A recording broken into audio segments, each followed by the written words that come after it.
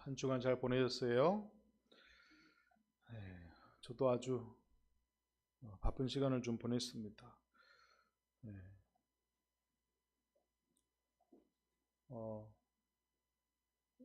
양가 어머님이 좀 갑자기 두 분 다 쓰러지는 바람에 갑자기 또 제가 요수를 갔다 오게 됐는데 어, 자식들한테 걱정 끼치 않으려고 저렇게 얘기하지 않으시는 또 어머님들이 또 그런 배려가 있으신데 또 자식들 입장에서는 뭐 24시간 또 옆에서 케어할 수도 없는 노릇이고 그래서 할 수 있는 만큼만 해야 되겠다라고 좀 하고 왔는데 늘 고민이 되는 것 같습니다. 음. 제가 이번 주에 어, 유튜브로 제 설교를 듣다가 제가 한두 번 정도 보거든요. 조회수가 얼마나 나오나 보는데 어, 결이가 그 우리 엔지니어가 한번 보내줬더라고. 지난주에 저희 그 라이브 방송 하는데 어떤 사람이 목사님 선교 좋아요 이렇게 누가 올려놓은 거예요. 아마 설교를 오타로 설교라고 나온 것 같은데 그런 댓글은 처음 달린 것 같아요. 그래서 저를 아는 사람인지 모르는 사람인지 그래서 지금 긴가민가 하고 있는데 그 제가 설교를 듣다가 잠깐 들으려고 조회수 보려고 들어갔는데 설교가 너무 좋은 거예요. 그래가지고 끝까지 다 들어버렸다는 거 아니에요? 재수없는 얘기잖아요. 여러분 입장에서는. 제 아내가 너무 그걸 제 이 얘기를 듣고 좀 실소를 금치 못하는 거예요. 설교를 잠깐 조회수 보려고 들어갔다가 너무 좋아요. 끝까지 들어버렸다 그러니까. 근데 이게 아닌 게 아닌 게 다른 때보다 조회수가 굉장히 많이 나왔어요. 거의 46회 정도 나왔어요. 다른 데는 보통 한 20회, 30회 정도 되는데 여러분 왜 이게 기가 막힌 일이냐면 제가 주위에 큰 교회, 그러니까 큰 교회라고 하는 게 약간 중형 사이즈 한 200명, 300명 되는 교회 가끔 이렇게 들어가 보거든요. 친한 목사님들 교회. 근데 그분들도요 10회, 20회 이 정도밖에 안 나오는 분들이 대부분이에요. 조회수가. 왜냐하면 큰 교회는 기본적으로 안 나오는 성도들이 있기 때문에 한두 번 이렇게 조회수가 더 올라갈 수 있거든요. 근데 우리 교회 성도들은 아무도 유튜브 다시 안 보잖아요. 근데 외부에서 조회수가 이 정도 나온다는 건 엄청난 일이거든요. 그래서 옛날에 이경희 목사님 제가 유튜브 할까 말까 고민할 때 목사님 단 한 사람을 위해서라도 꼭 유료로 유출하셔야 됩니다. 이랬을 때 하길 잘했다라는 생각이 듭니다. 그 당시에는 이게 내 설교를 우리 공동체에 몸담고 있지 않는 사람이 어떻게 이해할까 이런 생각을 했는데 어쨌든 조회수가 20회, 30회 매주 꾸준히 나온다는 게 기적 같은 일인 거예요. 왜냐하면 뭐 누가 들을 필요가 없는데 굳이 와서 듣겠어요? 이 설교를. 들어준 사람이 감사하고 또 제가 제 설교를 듣고 감동을 먹는다는 게 여러분들이 이해가 가지 않겠지만 그러니까 그런 게 있어요. 설교자 입장에서 이거 그 약간 좀 이렇게 예술이랑 연결이 되는데 과연 내가 정말 이런 그림을 내가 그릴 수 있었단 말인가? 이렇게 미켈란젤로가 그런 것 때문에 놀라잖아요. 내가 과연 이걸 하나님께 나에게 허락하셨단 말이야. 그러니까 막 술술 써지는 때가 있어요. 앞뒤 맥락이 막 안 잡혀서 제가 지난주 그랬잖아요. 금요일까지 하나도 잡힌 게 없는데 갑자기 금요일날 새벽에 확 뚫려버렸다고. 그런데 그 뚫렸을 때는 저도 모르게 그 막 순식간에 확 그 모든 게 다 정리가 되는 거죠. 그런 은혜가 있기 때문에 아, 나를 부르신 부르심에 감사하다 뭐 이런 고백들을 하게 되는 거죠. 그래서 제가 이제 지난주에는 좀 여러분들이 많이 어려웠을 거라 생각하고 오늘은 아주 짧게 심플하게 벌써 끝났어요 뭐 할 정도로 좀 준비했습니다. 어, 요한복음의 특징을 우리가 살펴본 것 중에 하나는 뭐냐면 요한복음이 가장 사복음서 중에 나중에 기록되었기 때문에 비유나 예화 이런 것들이 많이 없어졌다 이렇게 얘기했잖아요. 그 이유는 뭐라고 그랬어요? 그 전 사람들이 계속 서로 많이 들었기 때문에 그 부분을 생략했을 것이다 요한이. 그래서 예수 그리스도에 대해서 다르게 접근하는데 오늘 우리가 읽은 본문도 이제 그런 겁니다. 예수님께서 마지막 애찬을 나누시고 그러니까 우리가 이제 멋있게 표현해서 예찬이라 사실은 마지막 식사 자리거든요. 마지막 식사 자리인데 당신이 하나님께로 돌아가실 때를 이제 아셨던 것 같아요. 그리고 마지막 식사 자리를 만드시면서 애찬을 나누시는데 우리는 오늘날 이제 그걸 성찬으로 기념을 하는 거 아니겠습니까? 그러면서 요한복음에만 독특하게 기록하는 게 뭐냐면 우리가 이제 세족식이라고 부르는 제자들의 발을 씻기는 장면. 이게 이제 요한복음에만 기록되어 있거든요. 그러니까 왜 요한이 여기서 예수님께서 마지막 애찬을 나누시고 제자들의 발을 씻기는 장면을 삽입하셨을까? 이걸 좀 같이 보려고 하는 겁니다. 당시에 사람들의 발을 씻긴다고 하는 건 하인들이 하는 일이었다고 합니다. 종이나 노예들이 하는 일. 그러니까 일반적인 건 아니죠. 왜냐하면 당시에 선생과 제자들, 문화생들을 키우고 있는 선생들, 랍비라고 하면 제자들의 발을 씻겨주는 건 말도 안 되는 일인 거죠. 제가 지금 최근에 신학학자들의 책을 좀 다시 보고 있는데 그 학자도 그런 당시에 그 얘기를 하더라고요. 그러니까 로마 문명 시대, 그레코 로망 시대에 가장 크게 사람들에게 있어서 우러름 받을 수 있는 게 명예라고 얘기하는 명예. 근데 그 명예가 실추되는 것을 사람은 거의 죽음이라고 여겼다 그런 것이죠. 그러니까 이 당시에 예수님의 십자가, 그러니까 왕으로 오셨다는 분이 십자가에 치욕스러운 십자가에 달릴 때 우리가 생각하는 것처럼 아프겠다, 통증이 심하겠다 이런 게 아니라 이건 말할 수 없는 상태인 것이죠. 그러니까 명예를 가장 추구하는 사회에서 선생이 문화생을 두고 있는 선생이 제자들의 발을 씻긴다? 이거는 있을 수 없는 일인 것이죠. 그러니까 오늘날도 그렇지만 누군가의 발을 씻겨준다? 이것은 큰 자가 섬김을 받아야 되는데 오히려 작은 자에게 큰 자가 섬겨주는 꼴인 거잖아요. 그러니까 사실은 이 문맥을 볼 때 우리는 오늘날 지금 인권도 다시 되살아났고 민주주의도 정착하는 시대에 이 본문을 읽고 있기 때문에 참 괜찮은 선생이네라고 볼 수 있겠지만 당시에 예수님의 이 행동은 기가 찰 노릇인 거죠. 말도 안 되는 행동을 하신 거예요. 지금 마지막 식사 자리에서. 그러니까 일반적인 가치관으로서는 이해되지 않는 가치관을 갖고 지금 행동을 하신 거죠. 근데 제자들도 아마 깜짝 놀랐을 겁니다. 예수님께서 늘 섬기시는 분이고 권위를 부리지 않는 분이시고 명예욕에 가득 차지 않은 분이라는 건 아셨지만 하인들이라 하는 일을 지금 마지막 식사 자리에서 이렇게 해버리는 걸 보고 이해가 납득이 갔겠습니까? 제자들이 한두 명 이렇게 시킴을 받다가 베드로가 이제 수제자잖아요. 그러니까 나서가지고 예수님을 만류하는 거예요. 예수님, 아니 선생님이 어떻게 우리 제자들의 발을 씻기십니까? 그만하십시오. 의도는 그럴 수 있으시고 하는데 그만하시라고. 만류합니다. 예수님을. 아마 저라도 이 정도까지는 했을 것 같아요. 그러니까 예수님께서는 지금 이 자리에서 무엇을 가르쳐주고 싶으셨냐면 큰 자가 무조건 섬김을 받는 사람이 아니고 작은 자가 섬김을 받을 수 있고 작은 자가 섬김을 받아야 한다라고 하는 것에 대해서 행동으로 보여주고 싶은 마음이 있으셨겠죠. 그러니까 이들의 가치관은 굉장히 혼란스러웠을 겁니다. 우리도 사실 이런 신앙생활에 익숙해질 수 있거든요. 뭐냐면 우리가 하나님께 뭔가를 드려야 하고 바쳐야 한다라는 생각에 가득 찰 때가 있습니다. 이건 언제 더 그러냐면 신앙생활 연수가 더 쌓이고 내가 뭔가 내 영혼이 막지 않을 때 뭔가 하나님께 공로를 세워드리고 내 죄책감에 나를 좀 많이 둘러쌀 때 이런 식의 좀 이렇게 되갚음하고 싶은 마음이 생길 수 있거든요. 근데 하나님께서는 우리에게 너희들이 발을 씻기지 않으면, 예수님을 통해서 말씀하신 게 이 내용이에요. 너희들이 발을 씻김 받지 않으면 나와 상관이 없다 이렇게 얘기해 버리죠. 우리는 늘 은혜를 누렸으면 은혜를 받은 사람은 헌신해야 한다라고 생각을 합니다. 그래서 은혜가 인풋이 되면 헌신이 아웃풋 돼야 된다고 생각을 해요. 그리고 이것이 우리가 종교 생활이라고 생각을 합니다. 특별히 이단들 내지는 이단에 가까운 기성교회들이 이런 걸 많이 성도들한테 가스라이팅 하거든요. 받은 은혜만큼 하나님께 되돌려 드려야 한다라고.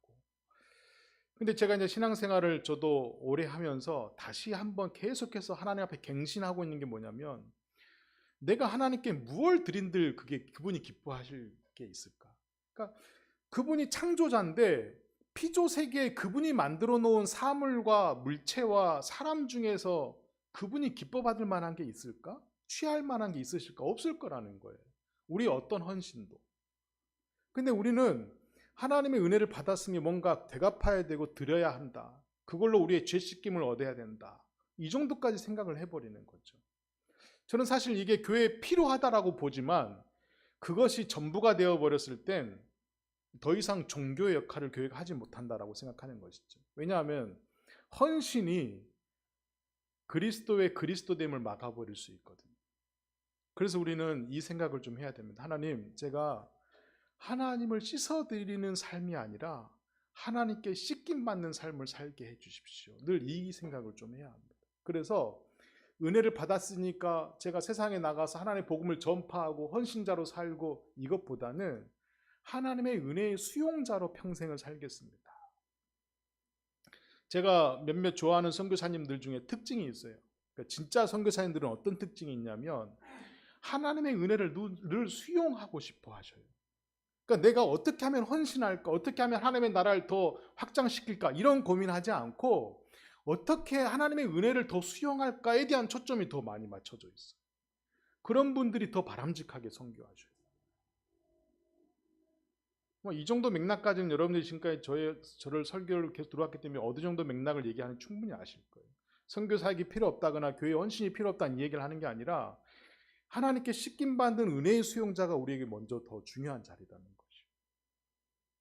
그래서 이 얘기를 했더니 베드로가 뭐라고 했냐면, 그러면 그렇게 중요하고 정말 절대절명으로 필요한 거라면 손뿐이 아니라 저희 발뿐만이 아니라 머리까지도 감겨주시고 온몸을 다 씻어달라고 이렇게 요구하거든요. 근데 예수님께서 이미 건짐받은 사람은 온몸을 씻는 게 아니고 내가 지금 너희에게 너희의 인생과 삶을 다 건져내었다라고 말은 했지만 너희들에게 앞으로 필요할 것은 너희들이 발을 씻김 받는 것처럼 매일매일 건짐받는 매일매일의 씻김이 필요할 뿐이다, 이렇게 얘기하시는 거죠. 사실 좀 이게 처음 이 성서를 대하는 분들은 어려울 수 있습니다. 이미 목욕한 사람은 발만 씻으면 된다라는 말이, 내가 너의 영생의 삶을 영혼을 온전히 하나님께 건짐받았다고 생각하는 사람은 매일매일 너희 영혼이 다 건짐받는 게 필요한 게 아니라 매일매일 은혜를 수용하는 그때그때 일용할 양식처럼 저장할 수 없는 그 은혜의 수용자로 매일 살아가면 된단다, 이렇게 얘기하는 것이죠. 요한복음 15장 16절에 가면 이렇게 기록합니다. 너희가 나를 택한 것이 아니요 내가 너희를 택하여 세웠나니 이는 너희로 가서 열매를 맺게 하고 또 너희 열매가 항상 있게 하여 내 이름으로 아버지께 무엇이든지 구하면 다 받게 하려 함이라. 이 말씀은 여러분 굉장히 중요한 말씀인데, 우리가 은혜의 수용자가 아닌 하나님께 은혜를 갚고 헌신한다라는 생각을 하면요, 우리는 늘 우리가 하나님을 선택해야 된다고 생각을 하거든요. 하나님이 기뻐할 걸 선택해야 되고 하나님이 좋아하시는 것을 드려야 되고 하나님이 공경하고 경외하심을 얻을 만한 걸 우리가 바쳐야 한다 생각을 하는데, 하나님 우리 생각을 바꿔버리십니다. 이 지구상의 어떤 피조물도 먼저 그가 하나님을 선택한 사람이 아무도 없다는 거예요. 이거 굉장히 중요한 포인트거든요. 우리가 전도할 때 어떤 베이스가 깔려 있냐면, 우리가 전도하면 우리가 하나님을 선택할 수 있다는 생각을 해요. 우리가 도구가 되어서 하나님을 만날 수 있다는 생각을.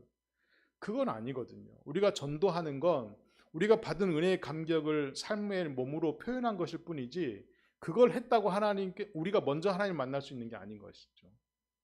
하나님이 만나 주셔야만, 택하여 주셔야만 되는데 우리에게 열매를 맺게 하고 항상 있어서 무엇이든지 받게 하려고 하는 것이다. 왜 이 말씀을 주셨냐면 매일의 일상의 은혜의 수용자로 살게 하기 위해서 지금 이 말씀을 주신 거예요. 이 말씀이 그러면 오늘 내가 필요한 건 노트북 구하면 노트북 주시고 내일 탭 필요하면 탭 필요하다고 기도하면 탭 주시고 이걸 무엇인지 다 받게 하려 합니다, 이 말이 아니라, 근데 우리는 대부분 교회할 때 기도할 때 이런 말씀을 응답받는 말씀으로 이렇게 써먹어 버리거든요. 그 얘기가 아니라는 것이에요. 너희들이 하나님께 헌신하고 바치는 게 아니라 매일매일 은혜의 수용자로 씻김 받기를 원했으면 좋겠다. 이 얘기를 하고 계시는 거예요. 그러니까 예수님께서는 얼마나 우리의 그 낮고 낮은 일상으로 파고드셨는지 알겠죠. 고자세를 취하지 않으시고 하인들이라 하는 그 역할의 낮은 일상으로 파고 들어오셨다는 거예요. 오늘 윤 장로님이 기도문을 보내주셔서 제가 대독했는데 이 기도에 나온 내용처럼 우리가 사람을 사실 겉핥기로 그냥 피상성으로 많이 사귀고 만나잖아요. 공동체 내에서도 그렇지 않습니까? 아, 저 사람은 부자일 거야. 아, 저 사람은 행복할 거야. 아, 저 사람은 어떨 거야. 너무 피상성의 만남을 갖고 있는 것이죠. 근데 그렇지 않고 낮은 일상으로 파고드셔서 은혜의 수용자로 살게 하시는 거죠. 제가 한 주간 고민하는 게 그거예요, 여러분. 제가 한 주간 다른 작가들의 책을 고민하고 그들의 고통을 같이 공유하려고 하고 그들의 애씀을 같이 하려고 하는 건 뭐냐면 계속 은혜의 수용자로 살고 하는 외침이 제 안에 다 있는 거지. 제가 뭐 설교할 때 이거 예화로 써야 되겠다. 이거 내가 모르는 해석이니 하고 막 어떤 지식을 축적하기 위해서 제가 글을 읽지 않습니다. 그런 건 제가 이미 20대 30대 다 뗐거든요. 그게 무익함을 제가 알았거든요. 그러니까 제가 일주일 동안 한 편의 설교, 두 편의 설교를 준비하는지만 어떻게 계속 그분의 은혜를 수용할까, 어떻게 계속 그분께 씻김 받을까를 계속 고민하는 거죠. 왜냐하면 그것이 그분과 상관 있는 일이기 때문에.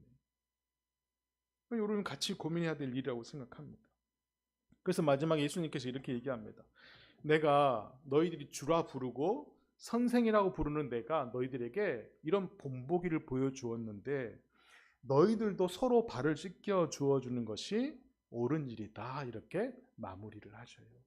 그러니까 결국 예수님께서 이 말씀을 하려고 하시는 거죠.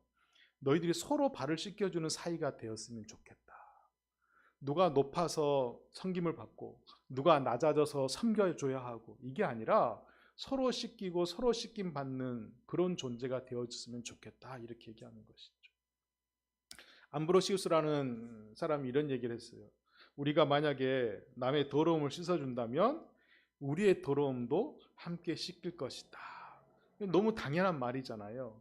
근데 우리는 이 당연한 말을 어떻게 받아들이냐면 남을 씻기면 내가 오염될 거야. 남의 혐오를 내가 같이 끼어들면 나도 혐오스러움이 묻을 거야. 이런 생각이 있잖아요. 근데 그렇지 않고 우리가 누군가를 씻겨주면 나도 동일하게 같이 깨끗해진다라는 것이죠. 이 원리를 예수님께서 말씀하시고 있는 것 같아요. 그리고 나서 오늘 본문 마지막에 가면 너희가 이것을 알고 행하면 복이 있으리라 이렇게 얘기합니다. 근데 제가 성경을 보다가 갑자기 이 두 단어를 딱 떼어서 글자를 맞춰서 봤더니 행하면 복이 있으리라 이 말을 보니까 이게 바로 행복이구나 생각을 했어요. 행복이 뭐냐라고 묻는다면 행하는 사람만 알게 되는 복이 있다는 거예요. 행해보지 않은 사람은 복이 없다는 거예요. 제가 이번 주에 갑자기 여수를 갔다 오게 돼서 이제 오라수 갔다 오고 목요일날 자봉을 가야 되는데 목요일날 컨디션이 너무 안 좋은 거예요. 제가 아침에 컨디션이 좀 많이 안 좋거든요. 아침에 화장실 갔다 오고 막 이러면서 막 진이 빠져버리는데 그날 제가 이제 지난주하고 이번 주를 가야 제가 다다음 주 또 2주를 못 가니까 자봉을 갔어야 되는데 너무 컨디션이 안 좋아가지고 제가 이제 못 가겠다고 이제 센터에 연락을 하고 그 생각을 했어요. 어떤 분이 저에게 그랬거든요. 아니 너가 그 주간보 센터 가서 레크레이션 1시간 해주면 세상에 그분들은 너무 복받은 분이라고. 너무 복받은 분이라고. 왜냐하면 저는 레크레이션을 실제로 전공했던 사람이고 또 그 어르신들에게 제가 목사랍시고 막 하는 게 아니라 제가 가면 무조건 처음에 트로트로 딱 시작을 해버리거든요. 트로트 딱 한 곡 때리고 게임하고 한 두세 가지 하면 뭐 그 어르신들 막 그 칙칙한 눈으로 있다 갑자기 막 밝아지면서 막 너무 좋아하시거든요. 그러니까 제가 처음에 몇 년 동안 쉬었다가 다시 갔잖아요. 그러니까 이제 요양보호사들이 다 바뀌신 거예요. 그래서 저를 이제 의심의 눈으로 막 보셨거든요. 제가 몇 달 가서 이제 그 어르신들이 변화되는 걸 보니까 지금 요양보호사에 제가 가면은 너무 옆에 서포트를 잘해주는 거예요. 제가 트로트를 보면서 옆에서 막 같이 춤추고 있고 처음에는 안 그랬거든요. 그러니까 복이라고 하는 것은 이걸 느껴본 사람만 아는 거거든요. 그러니까 제가 막 몸이 힘들어도 가야 된다는 이유는 제가 그런 결심을 했거든요. 작년 겨울에. 내가 좋은 하나님께 달란트와 은사를 주셨는데 이걸 내가 너무 썩지 않도록 해야 되겠다. 그러니까 내가 당장 막 입원해 있지 않으면 매주 가야 되겠다는 결심을 해서 간 건데 그분들이 너무 좋아하시는 거 보고 근데 이제 고민되는 거죠. 몸이 힘들어도 꼭 와야 되겠다. 그러니까 그분들의 그런 그 살아나는 걸 보면서 제가 기쁜 거죠. 이분들이 일주일에 딱 1시간만이라도 내가 갖고 있는 행복을 전달받을 있었으면 너무 기분 좋은 것이죠. 여러분 이런 변화들은 이 자봉 해본 분들만 아셔요. 가봐서 관계가 생기고 서로 신뢰가 생기고 딱 가면 딱 손을 들어요. 이렇게 왔냐고. 대부분 거의 대부분이 인지저하증 치매지가 있기 때문에 제가 가면 어떤 반응이냐면 오늘 새로 오신 분이 왔네 이 반응이거든요. 그러니까 내가 언제 왔는데 이걸 기억을 못 하시는 분들이 다들 항상 가면 오늘 새로 온 사람이에요 저는. 근데 손을 들고 반긴다고 하는 게 엄청난 변화인 것이죠 이게. 왜냐하면 치매가 굉장히 증상이 여러 가지인데 망각증도 있고 분노도 있고 굉장히 다양하게 펼쳐지거든요. 그런 분들이 기억을 하고 손을 들고 자기 옆에 와서 앉으라고 이렇게 얘기하고 그런 게 쉽지 않거든요. 그러니까 행한 사람이 얻을 수 있고 발견할 수 있는 복들이 있거든요. 그러니까 서로 씻겨줘 본 사람만이 나도 함께 깨끗해진다라고 하는 걸 느낄 수 있는 것이죠. 그러니까 우리가 행복지수가 낮다라고 하는 건 사실은 1인 가구가 되고 사람과 부대끼는 게 싫어서 너무 고립되어 있을 때가 아닌가. 근데 오히려 그런 구물들을 뚫고 나왔을 때 내가 누군가에게 행동을 해보고 씻겨줘 보고 상관 맺고 싶을 때 오히려 행복이 우리에게 주어질 수 있는 것이죠. 아마 여러분들이 말씀을 들으면 하나님께서 사실은 우리가 말씀을 듣고 나누면 그걸 삶에서 행할 수 있는 기회들을 계속 주시거든요. 그러니까 이런 기회들이 왔을 때 우리가 용기를 좀 내야 할 필요가 있는 것이에요. 하나님이 말씀만 주시고 이 말씀을 실행할 수 있는 기회를 안 주시는 분이 아니거든요. 반드시 이 말씀을 행할 기회를 우리 삶의 터전에서 주십니다. 그랬을 때 내가 멈칫거리지 않고 용기를 내어서 한번 행해 보는 것이죠. 누군가를 씻겨주어 보는 것이죠. 그래서 지금 우리가 사순절 기간을 보내고 있는데 이 사순절은 내 발만 닦는 경건의 시간에서 머물렀으면 안 된다라고 생각을 합니다. 사순절이라고 하는 것은 그리스도를 묵상하는 거잖아요. 그리스도가 어떠하셨는가를 묵상하는 건데 내 발만 씻고 있으면 그건 사순절을 온전하게 보내는 게 아니라고 생각합니다. 사순절은 오히려 누군가의 발을 서로의 발을 씻겨주는 시간이어야 하고 그리스도가 어떻게 우리에게 요구하시는 것을 알아채는 시간이어야 하고 그리스도가 사셨던 방법으로 우리도 살기를 원하는 열심을 내야 되는 시간이라고 생각합니다. 무언가를 안 하고 움츠려들고 꼼짝마하는 시간이 아니라 정말 해야 할 것을 하는 시간. 그것이 사순절의 기간이라고 생각을 합니다. 여러분 아무리 뜨거운 숯불도요. 딱 숯불 하나만 놔두면 금방 사그라들어 버리거든요. 우리가 함께라고 하는 건 그런 의미를 담고 있는 것 같아요. 서로 씻김 받은 자들이 더 늘어나고 그렇게 공동체가 더 늘어났을 때 더 뜨거워지고 더 하나님의 수용하는데 큰 힘이 되리라 생각합니다. 제가 한 줄로 오늘 말씀을 정리하자면 예수님께서 우리에게 요한복음을 쭉 흘러가면서 마지막에 결정적으로 띄워주는 말씀이 뭐냐면 너희가 목숨을 잃고자 하면 얻을 것이고 얻고자 하면 잃을 것이다. 이 말씀을 이렇게 마무리해가면서 나랑 붙어 있으라 이렇게 얘기하시거든요. 그러니까 나를 비운다라고 하는 건 자기를 비운다고 하는 건 사실은 내가 비워야만 내 존재가 됩니다. 비잉이 되는데 내 비움, 자기 비움이라고 하는 건 내가 타자를 위해 씻길 수 있는 자리에 갔을 때 내 존재가 비로소 되는 것이죠. 이게 제가 지난주에 얘기했던 그 아브라함이 했던 삶과 연결이 되는 것이에요. 그러니까 누가복음에서 초기에 이제 아브라함에게 내가 그리스도 오기를 갈망했다라는 구절이 나오잖아요. 그러니까 아브라함은 수천 년 뒤에 오실 예수 그리스도를 본 적이 없거든요. 근데 사실은 그 의미가 상통하는 것이죠. 아브라함이 생각했던 자기 부임이라고 하는 건 자식까지도 하나님께 되돌려 드릴 수 있었던 믿음이 있는 것이죠.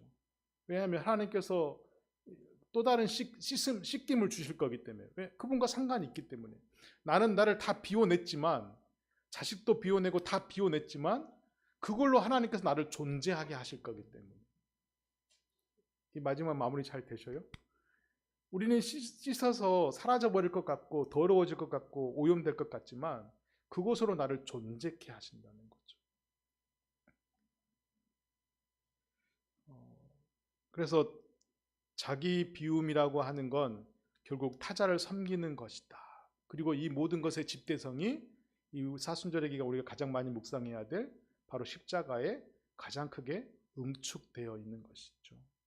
그래서 십자가가 사람들이 볼 때는 비참한 것이잖아요. 명예를 잃어버린 것이잖아요. 그리고 돌맞을 짓을 한 거잖아요. 근데 우리에게는 어떻습니까? 위대한 십자가인 것이죠. 어떻게 그런 타자를 위해서 그렇게 하실 수 있지? 어떻게 피조물들을 위해서 창조주가 저렇게 죽으실 수 있지? 이해되지 않는 것이잖아요. 근데 그 결정체가 있어서 오늘 우리가 은혜를 누리는 거 아니겠습니까? 그래서 우리의 삶 속에서 그리스도의 은혜를 수용하고 우리도 누군가에 씻어줄 수 있는 자리에 머물기를 주 이름으로 축복합니다. 하나님 감사합니다. 마지막 식사 자리에서 아버지께서 돌아가실 때를 아시고 가장 중요한 말씀을 우리에게 전달하시려 하는 마음을 살펴보았습니다. 예수님께서 우리에게 주고 싶은 마음은 인류를 구원하는 것도 아니요, 우주를 창조하는 것도 아니요, 세상을 개혁시키는 것도 아니었습니다.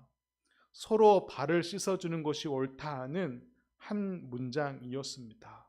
우리 삶 속에서 이런 삶이 사라지도록 용기와 담대함을 허락하여 주시고, 때로는 낯섦과 어색함이 우리 앞길을 가로막을 수 있지만 주는 자가 얼마나 큰 복이 있는지, 행하는 자가 얼마나 큰 행복이 있는지 깨닫도록 인도하여 주옵소서.